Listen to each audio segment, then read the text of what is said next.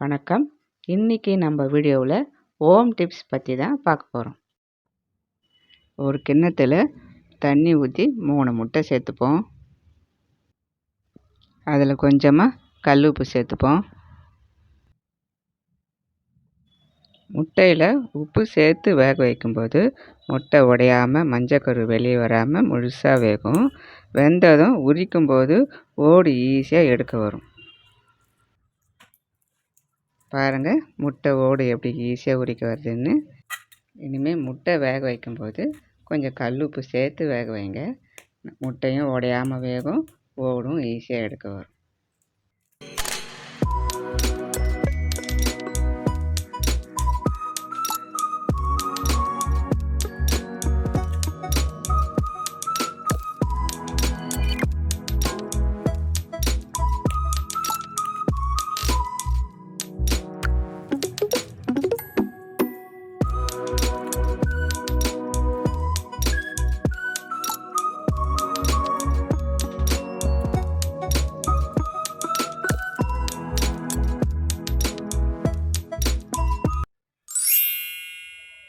தேங்காய் சேர்த்து சமைக்கிற குழம்பு, சட்னி, குருமா எல்லாத்துக்கும் ஒரு சீவலில் தேங்காய் பின்புறத்தை நல்லா சீவி எடுத்துருங்க.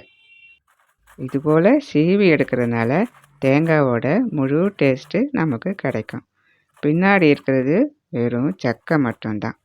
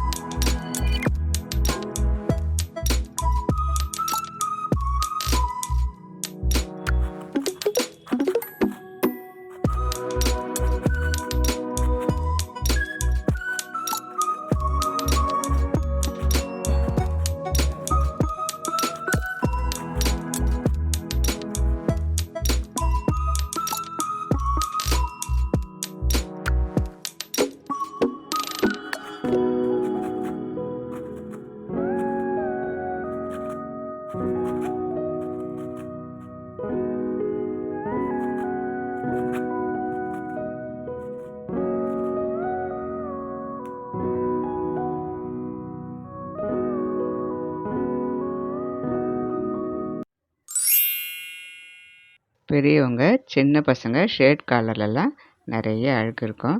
அதை எப்படி போக்குறதுன்னு பார்க்கலாம். நம்ம வாஷிங் மிஷினில் போட்டால் கூட காலரில் உள்ள அழுக்கு சரியாக போகாது. அதனால் கை கழுவுறதுக்கு யூஸ் பண்ணுற ஹேண்ட் வாஷை எடுத்துக்கலாம்.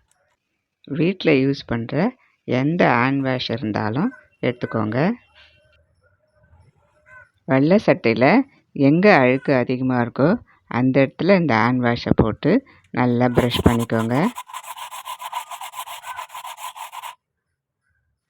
ப்ரெஷ்ஷு வேண்டான்னா நான் உங்களுக்கு கையிலேயே கூட கசக்கி காமிக்கிறேன். வெள்ளை ஷர்ட் மட்டும் இல்லாமல் நீங்கள் எந்த ட்ரெஸ்ஸாக இருந்தாலும் அழுக்கு அதிகமாக இருக்கிற இடத்துல இந்த ஹேண்ட் வாஷை போட்டு கசக்கி விடுங்க. இந்த ஷர்ட்டு நல்லா கசக்கியாச்சு. அலசி காட்டுறேன் பாருங்கள். காலரில் உள்ள அழுக்கெல்லாம் நல்லா போயிடுச்சு. நான் இதே போல் பெரியவங்களோட ஷர்ட்டையும் அலசி காட்டுறேன். பாருங்கள், இந்த காலரில் எவ்வளோ அழுக்கு இருக்குது. இது அப்படியே வாஷிங் மிஷினில் போட்டால் சரியாக போகாது. எங்கெல்லாம் அதிகமாக அழுக்கு இருக்கோ அந்த இடத்துலலாம் ஹேண்ட் வாஷ் போட்டு நல்லா கசக்கி விட்டுக்கலாம். பாருங்கள், நல்லா அழுக்கு போயிடுச்சு. சோப்பை விட ஹேண்ட் வாஷ் போட்டு நீங்கள் கசக்கினீங்கன்னா நல்லா அழுக்கு போகும். நீங்களும் ட்ரை பண்ணி பாருங்கள். முட்டை ஆம்லெட் போடும்போது முட்டையை உடச்சி ஊற்றி பொடிகள் எல்லாம் அங்கங்கே திட்டாக நின்றுடும். இதை நல்லா கலந்து விட்டுக்கலாம். நம்ம சேர்த்த பொடியெல்லாம் அங்கங்கே திட்டாக தெரியுது பாருங்கள். முட்டையில் இதெல்லாம் சரியாக கலக்காதனால திட்டாக தெரியுது. ஒரு கிண்ணத்தில் 1/4 டம்ளர் பால் சேர்த்து அதில் சால்ட்டு, பெப்பர், மஞ்சள் பொடி போட்டு கலந்தோம்னா நல்லா ஈவனாக கலந்துடும்.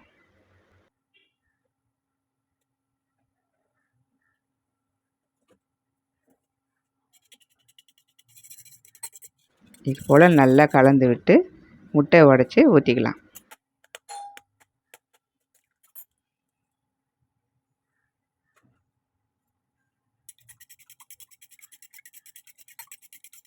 பாருங்கள், எல்லாம் ஈவனாக கலந்தாச்சு.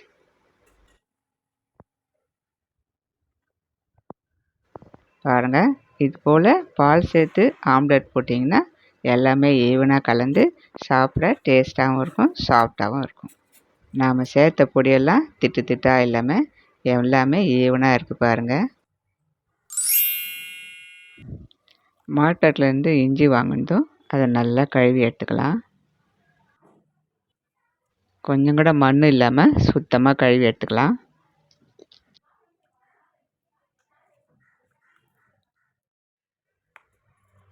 கழுவுன இஞ்சை மேல் தோலை ஃபுல்லாக சீவி எடுத்துக்கலாம். மார்க்கெட்லேருந்து இஞ்சி வாங்கிட்டு வந்ததும் மண் போக கழுவி இது போல் தோல் சீவி எடுத்துக்கலாம்.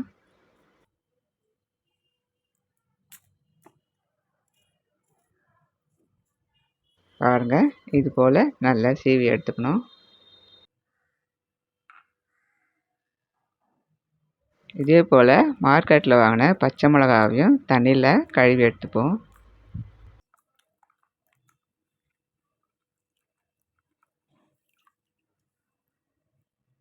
சுத்தம் பண்ண பச்சை மிளகாவை காம்பு கிள்ளி எடுத்துக்கலாம்.